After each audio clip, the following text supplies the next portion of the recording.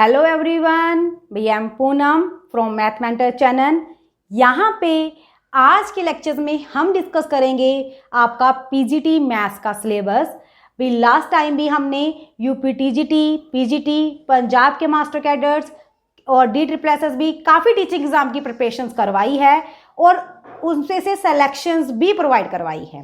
तो सिलेक्शंस को देखते हुए और जितना मैं करवाती रहती हूँ टीचिंग एग्जाम में, यूट्यूब चैनल पे भी आप देख सकते हो कि मेरी बहुत सारी वीडियोस पड़ी हैं, उन सब के एक्सपीरियंस के बिहाफ पे मैं आपके लिए आपका टीजीटी मैथ्स का सिलेबस लेके आई हूँ।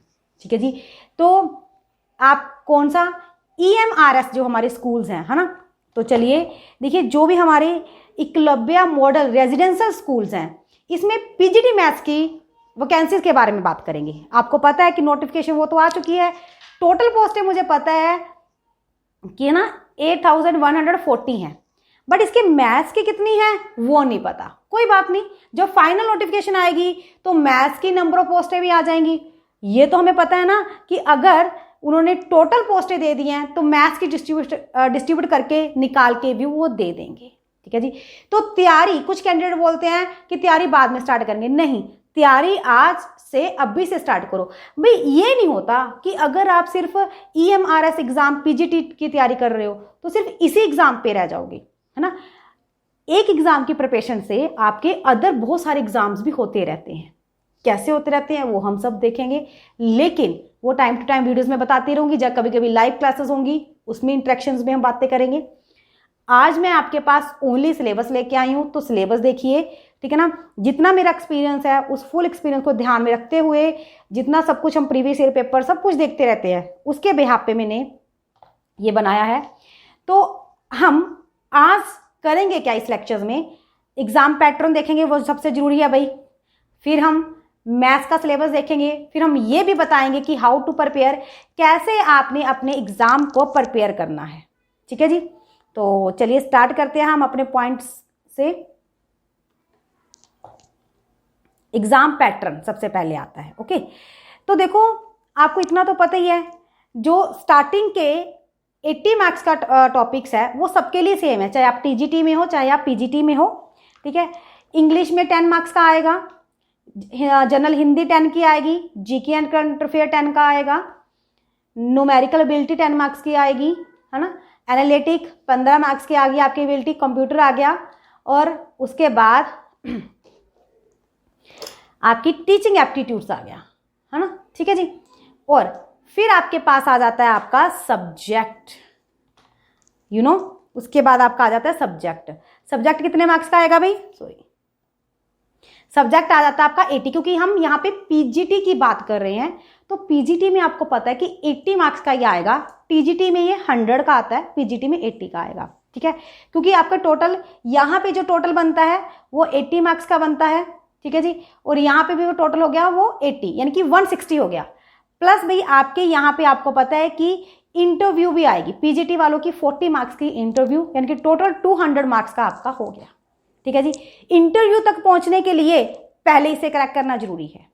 तो चलिए सिलेबस पे चलते हैं, पैटर्न को ध्यान में रखिए। हाउ टू प्रिपेयर में मैं बताऊंगी कि कैसे कैसे आपने इसको पढ़ना स्टार्ट करना है। ठीक है जी। चलिए, पीजीटी मैथ सिलेबस आपको पता है, जो भी हमने प्रीवियस ईयर की नोटिफिकेशन देखी थी, उस नोटिफिकेशन के बिहाफ पे उन्होंने पीजीटी में +1 +2 से स्टार्ट किया है और डिफिकल्ट लेवल ग्रेजुएशन तक लेके गए हैं। तो ऑब्वियस है अभी +1 +2 के तो सारे टॉपिक आएंगे, +1 +2 में से तो कोई टॉपिक नहीं छोड़ना हमने, है ना। तो मैंने देखो यहाँ पे भाई जितने भी आपके क्लास +1 +2 के टॉपिक्स है ना, सारे यहाँ पे मेंशन किए हैं। ठीक है। Set relation and function, complex number, binomial theorem, logarithm, sequence and series, यानी कि APGP HP, है ना। थोड़ा बहुत हम HP का भी पढ़ते हैं, रिलेशन बिटवीन पढ़ते हैं APGP and HP, permutation and combination, matrix and determinant, limits, trigonometry में काफ़ी कुछ आ जाता आगे, है ना। Continuity and differentiability, mean value theorem, derivative and its application, integration and its application. देखो जो इंटीग्रेशन है, डेरिवेटिव है, उन लिखा है कि difficult level up to BSc। तो डेरिवेटिव हमने +1 +2 पे सिर्फ फर्स्ट ऑर्डर करते हैं, है ना। तो दैट मीन्स हम इसको सिर्फ सेकेंड ऑर्डर, थर्ड ऑर्डर और जो nth ऑर्डर होता है है ना, डेरिवेटिव, वो क्या करना है उसको भी थोड़ा थोड़ा पढ़ लेंगे, क्योंकि nth ऑर्डर की जस्ट एक थ्योरम्स होती है, उस थ्योरम के बिहाफ पे हमने क्वेश्चन ही सॉल्व करने, हमने क्या करना है, हमने थ्योरम का रिजल्ट देखना है, ठीक है जी। बट सेकंड और थर्ड ऑर्डर के क्वेश्चंस भी सॉल्व कर लेंगे, इजी हो जाता है। Similarly integration and its application, application में हम क्या करते हैं, एरिया वगैरह निकालते हैं, इंटीग्रेशन। तो अगर इसी को हम थोड़ा सा ग्रेजुएशन लेवल में ले जाएं तो डबल इंटेग्रल आ जाता है, ट्रिपल इंटेग्रल आ जाता है। तो डबल इंटेग्रल और ट्रिपल इंटेग्रल को कैसे सॉल्व करते हैं, है बिल्कुल इजी। जब इंटीग्रेशन आ गया तो डबल और ट्रिपल कुछ भी नहीं रहता, डबल से भी एरिया निकलता है लेकिन ट्रिपल से वॉल्यूम निकलता है ना। तो उसको भी हल्का कैसे सॉल्व करते हैं वो भी जानेंगे, बहुत जरूरी है, क्योंकि इसी को हमने ग्रेजुएशन लेवल तक लेके जाना है, ठीक है जी। तो ऐसे आप भी इन चैप्टर्स को स्टडी कर सकते हो। बाकी प्लस 1 प्लस 2 का सारा सिलेबस आप लोग के पास ऑलरेडी होता है, ठीक है ना। दैट्स वाई मैं बहुत ज़्यादा डिटेल में नहीं लेके जा रही हूँ। Differential equation, vector and 3D, straight line and conic section बहुत अच्छे से पढ़ना है हमने यहाँ पे। Straight line and conic section है ना, वेक्टर 3D, क्योंकि इसमें से बहुत क्वेश्चन हर बार एग्जाम में आते हैं, है ना। देखो वहां पे आपके सिलेबस में कहीं पे ये मेंशन नहीं किया हुआ कि किसमें से कौन से चैप्टर में से कितना आएगा कितना नहीं आएगा। तो हम ये एवरेज मान के चल सकते हैं कि हर एक में एक एक दो दो क्वेश्चन तो वो लेके चलेगा। हो सकता है कोई टॉपिक स्किप भी कर दे, हो सकता है किसी एक टॉपिक में से 5 से 6 क्वेश्चन दे दे, ठीक है जी। तो ये चीजें आपने ध्यान में नहीं रखनी कि कहाँ से कितना आएगा। आपने सिर्फ और ये ध्यान रखना है कि आपका लिखा उन्होंने प्लस 1 प्लस 2 का हुआ है, ठीक है। तो प्लस 1 प्लस 2 का बेस क्लियर करते हुए ट्रिक्स की तरफ जाते हुए मैक्सिमम एमसीक्यूज को कैसे करना है, हाउ टू प्रिपेयर में तक चलते हैं, ठीक है जी। पता चल गया। अब तो देखिए है ना, प्लस 1 प्लस 2 का सिलेबस सारा लिखा हुआ है आपके पास, आप लोग के पास ऑलरेडी है भी। तो अब आते हैं बीएससी के टॉपिक्स कि बीएससी के टॉपिक कौन से आएंगे, है ना, उनको डिस्कस करते हैं। बट उनसे पहले मैं डिस्कस करती हूँ कि हम कैसे इस एग्जाम की तरफ प्रिपेयर करें, है ना। How to prepare and crack your exam. सिर्फ प्रिपेयर ही नहीं करना, क्रैक की तरफ भी बढ़ना है कि हाँ हमारी सिलेक्शन हो जाए। तो उसके लिए क्या करेंगे, है ना। सबसे पहले तो मैं आपको बताऊं, सबसे पहले हमारे पास आता है भाई सेल्फ स्टडी, जो ऑब्वियस है, जो सबसे पहला स्टेप कैंडिडेट लेके चलते हैं वो है सेल्फ स्टडी। बट मैं प्रेफर करूंगी कि सेल्फ स्टडी की तरफ वही कैंडिडेट जाएं जिन्होंने ऑलरेडी पहले थोड़ी बहुत कहीं ना कहीं से कोचिंग ले रखी है, थोड़ी बहुत क्या पूरी कोचिंग ले रखी है। क्योंकि कोचिंग इंस्टीट्यूट से कहीं से भी आपने लिया है तो वो आपको सिखा देते हैं कि क्वेश्चंस को ऑप्शन से कैसे उठाना है, ट्रिक्स को कैसे एप्लीकेबल करना है ना। क्योंकि आपको पता है चाहे आपके 160 क्वेश्चन है तो आपके पास टाइमिंग कम होती है, बट थोड़ा सा बेनिफिट इस एग्जाम में आपके पास क्या रहेगा कि आपके पास ना जो 80 क्वेश्चंस वो आते हैं ना आगे पैटर्न वाले, उसमें से 10 हिंदी इंग्लिश वो बहुत कम टाइम लेते हैं। बस पढ़ो, अगर आता है तो टिक करो, अगर नहीं आता छोड़ के नेक्स्ट पे मूव हो जाओ। क्यों? क्योंकि नेगेटिव मार्किंग है, हमने हर पे तो टिक नहीं लगाना, है ना। तो वो थोड़े जल्दी हो सकते हैं, है ना। हिंदी वाले, इंग्लिश वाले, जनरल नॉलेज वाले, अगर आता है तो टिक करेंगे, नहीं आता तो स्किप करेंगे, तो फिर हम आगे मूव करेंगे, ठीक है जी। ऐसे हम जब हम चलते हैं उस चीज़ को तो टाइमिंग थोड़ी बहुत मिल भी जाती है, लेकिन एक्यूरेट आंसर के लिए ऑप्शन से क्वेश्चन उठाते हो तो एक्यूरेट आंसर आता है, ठीक है ना। तो वो आप सीखते हो, वही कैंडिडेट सेल्फ स्टडी पे जाएं, अदरवाइज आप कोर्स परचेज पे जाएं। अब सेल्फ स्टडी में भी क्या करेंगे भाई, सेल्फ स्टडी में देखो आपके पास एग्जाम पैटर्न मैंने बताया, एक तो 80 के वो आएंगे जो स्टैंडर्ड है ना, स्टैंडर्ड काम है आपका, और 80 आपका आएगा, हम देखें सब्जेक्ट। तो ना सबसे पहले ना आप ना सब्जेक्ट को स्टार्ट करो। प्लस 1 प्लस 2 का टॉपिक मैंने बता दिया ना आपको, स्टार्ट करो कॉम्प्लेक्स नंबर से स्टार्ट कर लो, चाहे सेट रिलेशन एंड फंक्शन से स्टार्ट कर लो, बायनॉमियल पढ़ लो। ये ऐसे चैप्टर्स हैं जिसका दूसरे के साथ लिंक कम होता है, लेकिन सेट रिलेशन फंक्शन पढ़ने के बाद ट्रिग्नोमेट्री करो और करो, पढ़ सकते हो आप, ठीक है।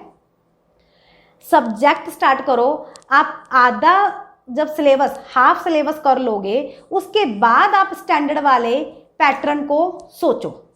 उसमें आप इंग्लिश के कुछ, हिंदी रेगुलर हिंदी या इंग्लिश के कुछ टॉपिक उठाओ, सिर्फ 2 ही सब्जेक्ट उठाओ, 1-1.5 महीना 2 सब्जेक्ट्स पे लगाओ, आपको लगता है कि अब मैंने कर लिया, फिर नेक्स्ट 2 सब्जेक्ट उठा लो, उन पे 1-2 महीना लगा लो, और ऐसे ऐसे करते आप कर लोगे ना। जनरल नॉलेज के लिए तो आप रेगुलर ही पढ़ते जाओ यहाँ से, है ना। यूट्यूब पे बहुत वीडियो आ जाती हैं वो, तो आप वहाँ से भी रेगुलर का करोगे, ग्रैप वहीं से बन जाएगा, लेकिन जो टीचिंग पेडागोजी है उसके लिए ना एग्जाम से सिर्फ 1.5 महीना पहले उसके टॉपिक्स पढ़ लेना, अच्छे से कर लेना। 20 क्वेश्चन आते हैं ना, उससे 20 में से 15 क्वेश्चन आपके बहुत अच्छे से हो जाएंगे अगर आप एग्जाम से सिर्फ 1.5 महीना पहले पढ़ लोगे।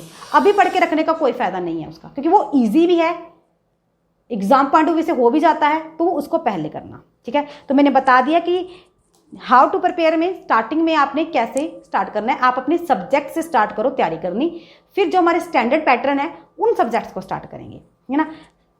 सेकेंड नंबर पे आता है भाई कोर्स परचेज, है ना। अगर आप लोग देखो सेल्फ स्टडी वही करेंगे जो अंदर से फुली मोटिवेटेड हैं कि हमने करना है, और जो 6 से 7 घंटे अपनी पढ़ाई की तरफ लगाते हैं वही सेल्फ स्टडी की तरफ जाएं।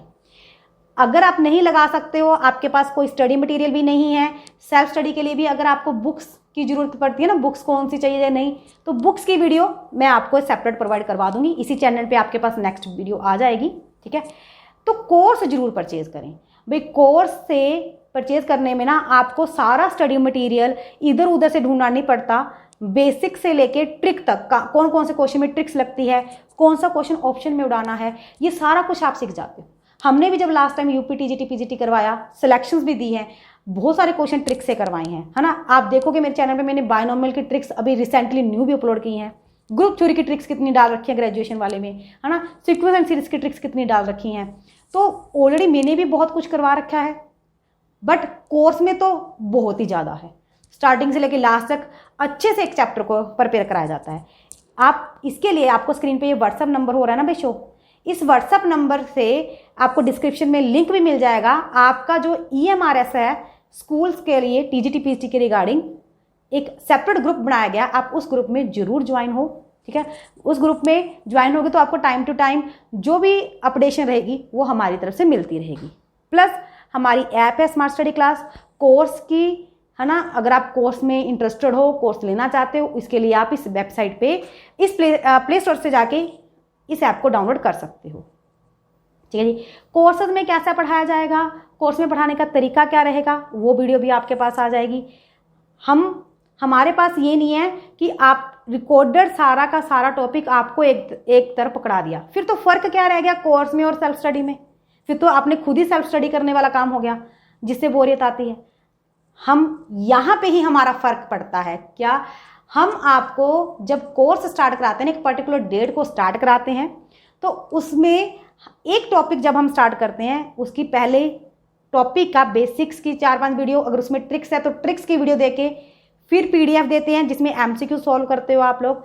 MCQ सॉल्व करने के बाद फिर PDF की जो भी डाउट्स रहते हैं, जो टॉपिक के जो भी डाउट रहते हैं, लाइव क्लास लगती है, उस लाइव क्लास में सारे आपके डाउट्स क्लियर करते हैं। फिर हम नेक्स्ट चैप्टर पे मूव करते हैं, फिर नेक्स्ट चैप्टर पे मूव करते हैं, ऐसे 1 बाय 1 चैप्टर आपको प्रोवाइड करवाए जाते हैं, सारा नहीं दिया जाता। और व्हाट्सअप मैसेज से आपके साथ फुल अटैचमेंट रखी जाती है, आपको बोला जाता है कि आज का काम आज हो जाना चाहिए क्योंकि कल आपके पास न्यू कंटेंट आएगा। आपको भी होता है कि कल लाइव क्लास लग जाएगी, उससे पहले पहले हमने PDF सॉल्व करनी है, आप रात को बैठ के भी पढ़ते हो। ठीक है जी, तो बहुत सारा बेनिफिट रहते हैं आपको कोर्स के अंडर। ठीक है, क्वेश्चंस को कैसे हैंडल करना है, बहुत चीज़ें सिखाई जाती हैं कोर्स में। इसके अलावा, है ना, रेगुलरिटी बहुत जरूरी है। प्रिपरेशन अगर आप कर रहे हो, ये नहीं है कि अगर आप सेल्फ स्टडी में चल रहे हो, आपने एक चैप्टर किया फर्स्ट, वो उसमें 2-3 दिन लगाए, एक चैप्टर कंप्लीट हुआ, उसके बाद फिर हफ्ते का गैप लगा दिया, उसके बाद फिर नेक्स्ट चैप्टर शुरू कर लिया। नहीं, ऐसे नहीं, रेगुलरिटी रखनी है कि रोज, अगर रोज है तो रोज ही शुरू करना है काम। ठीक है, अगर किसी को रेगुलरिटी की दिक्कत आती है तो वो कोर्स परचेज की तरफ जा सकता है। अब लास्ट टाइम भी अगर देखा जाए, है ना, जब हमारे पास जो ओल्ड कैंडिडेट्स हैं उनकी प्रिपरेशन हो चुकी थी अच्छी। आपको भी इतना तो आप सबको पता है, कोई भी इंस्टीट्यूट है 100 की 100% सिलेक्शन कहीं से नहीं होती हैं। काफ़ी कैंडिडेट की सिलेक्शन हमारे से हो गई थी, लेकिन कुछ कैंडिडेट होते हैं ना जो 2-2, 3-3 मार्क्स से, कभी कभी 1-1 मार्क्स से रह जाते हैं, छोटी छोटी गलतियों से रह जाते हैं। तो उन्होंने ना दोबारा से, क्योंकि कहते हैं मैम आपके साथ ना हमारी रेगुलरिटी बनी रहती है, बल्कि दोबारा अगेन से कोर्स परचेज किए हैं कि नहीं, हमें समझ आपकी आती है, हमने लेना भी आपका ही है, तो हम वो अभी भी हमारे साथ जुड़ के पढ़ रहे हैं। ठीक है, तो आप अपनी रेगुलरिटी बना के रखें जरूर। फिर आता है अभी मैक्सिमम प्रैक्टिस। ठीक है, एग्जाम अगर आप प्रिपेयर तो यहाँ से हो जाएगा, क्रैक जो करेंगे ना, क्रैक क्रैक करने का। ये है मेन मूल मंत्र, या बोलें फंडा, जिससे एग्जाम क्रैक होता है। क्योंकि हमारा सब्जेक्ट है मैथ्स जो प्रैक्टिस मांगता है। जितनी ज़्यादा प्रैक्टिस होगी ना, उतनी ज़्यादा कंसेप्ट क्लियर होंगे, उतनी ज़्यादा स्पीड बनेगी, उतनी ज़्यादा एक्यूरेट आंसर आएंगे, क्योंकि कैलकुलेशन क्लियर होती है हमारी, है ना। मैक्सिमम प्रैक्टिस करें। तो मैक्सिमम प्रैक्टिस के लिए क्या करेंगे, MCQs ज़्यादा से ज़्यादा लगाएंगे। तो अगर आपके पास MCQs बुक्स हैं तो वेल एंड गुड है, नहीं है तो बुक्स वाली वीडियोस में बताऊंगी कि कहाँ से आपने MCQs लेने हैं। बुक्स वाली वीडियो जरूर देखना मेरी, ठीक है जी। अदरवाइज अगर आप कोर्स में आ जाते हो फिर तो आपको वहाँ पे PDF फाइल मिल ही जाती है MCQs की, फिर जरूरत ही नहीं पड़ती है, ठीक है जी। तो ये था आपका प्रिपेयर का फंडा। क्रैक के लिए प्रैक्टिस पे फोकस करना है। जिनका सारा सिलेबस हो चुका है, जिन्होंने पहले तैयारी कर रखी है, वो सिर्फ और सिर्फ प्रैक्टिस पे फोकस रखें। मैक्सिमम से मैक्सिमम क्वेश्चंस लगाएं, स्टार्टिंग से करें, है ना। और टेस्ट दें, टेस्ट से आपकी नॉलेज चेक होती है। अब बढ़ते हैं हम अपने BSc की तरफ, है ना। BSc के टॉपिक्स देखिए, जैसे उन्होंने लिखा है कि हायर लेवल BSc का, तो जितने भी हमने एग्जाम्स किए हैं, करवाए हैं, है ना, तो देखो उसके अकॉर्डिंग हम मान के चलें कि अगर BSc के कुछ क्वेश्चंस पूछ सकता है, या तो वो ग्रुप थ्योरी से पूछ सकता है, लीनियर अलजेब्रा, जो आपको पता है कि KBS PGT में भी इकल्ला लीनियर अलजेब्रा ही दिया होता है उन्होंने, है ना, बाकी टॉपिक नहीं दे रखे होते। लेकिन ये ग्रुप थ्योरी वगैरह हो गया, ये UP PGT में दे रखा होता है। ये कर्ल, ग्रेडियंट एंड डिवर्जेंट, ये भी ना कोई डीप में नहीं पढ़ना, बस आपको आना चाहिए कि कर्ल क्या है, ग्रेडियंट क्या है, डिवर्जेंट क्या है, डेल डॉट प्रोडक्ट क्या है, ठीक है जी। क्रॉस प्रोडक्ट कैसे निकालते हैं, डॉट प्रोडक्ट, इसमें से बहुत बार क्वेश्चन आता है। ये DSSB में भी बहुत बार आता है, ठीक है जी। उस एग्जाम में भी बहुत बार इससे रिगार्डिंग क्वेश्चन आते हैं। सिर्फ 4 चैप्टर तो ये हैं, बाकी मैंने इंटीग्रेशन में तो बता ही दिया था, है ना, डबल ट्रिपल इंटीग्रल वाला, कि वो कर लें। और एक आता है हमारा स्फीयर कॉन सिलेंडर वाला टॉपिक, ठीक है। इतने टॉपिक ग्रेजुएशन के कर लीजिए, बाकी आपका +1 +2 पढ़ लीजिए, तो आपको 80 जो आपके मार्क्स है ना, 80 मार्क्स का जो सब्जेक्ट आएगा, है ना, सारे ही क्वेश्चन इसी से मिल ही जाएंगे।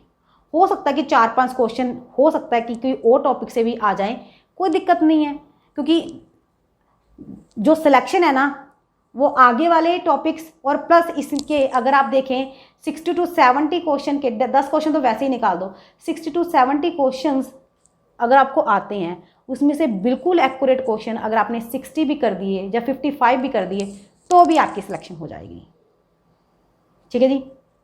Thank you for watching. मिलेंगे हम नेक्स्ट लेक्चर्स में, कहाँ पे, बुक्स के बारे में, बुक्स के बारे में डिस्कस करेंगे, प्लस लाइव क्लासेस भी होंगी आपकी। भैया आपके पास ये व्हाट्सअप नंबर शो हो रहा है, वीडियो को मैक्सिमम लाइक और शेयर जरूर करें। अगर वीडियो अच्छी लगी, आपको लगे कि आपके पॉइंट ऑफ व्यू से थी थोड़ी बहुत, तो लाइक जरूर करें, ठीक है। और इस व्हाट्सअप नंबर के साथ हमारे साथ जरूर जुड़े।